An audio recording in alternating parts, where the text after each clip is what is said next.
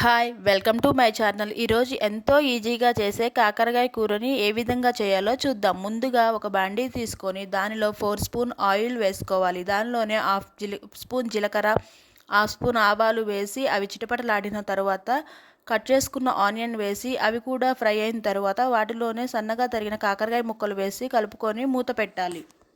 దీనిలో రుచికి సరిపడా ఉప్పు, హాఫ్ స్పూన్ పసుపు వేసి బాగా కలుపుకోవాలి. ఇప్పుడు మరొక దానిలోకి 4 వెల్లుల్లి రెబ్బలు తీసుకొని బాగా దంచి దానిలోనే 2 స్పూన్ కారం వేసి మిక్స్ చేసుకోవాలి. ఇప్పుడు కాకరకాయ ముక్కల్ని మరొకసారి కలయబెట్టుకొని దానిలో ఈ దంచిన వెల్లుల్లి కారం వేసుకొని బాగా కలుపుకోవాలి. ఇలా కలిపి మూత పెట్టి 10 నిమిషాలు మగ్గనివ్వాలి. 10 నిమిషాల తర్వాత దానిలో 4 రెమ్మలు కరివేపాకు వేసుకొని దించేసుకోవాలి. అంతే అండి, ఎంతో టేస్టీగా ఉండే కాకరకాయ కర్రీ రెడీ. మీకు కనుక ఈ వీడియో నచ్చితే లైక్ చేయండి, షేర్ చేయండి, సబ్స్క్రైబ్ చేయండి.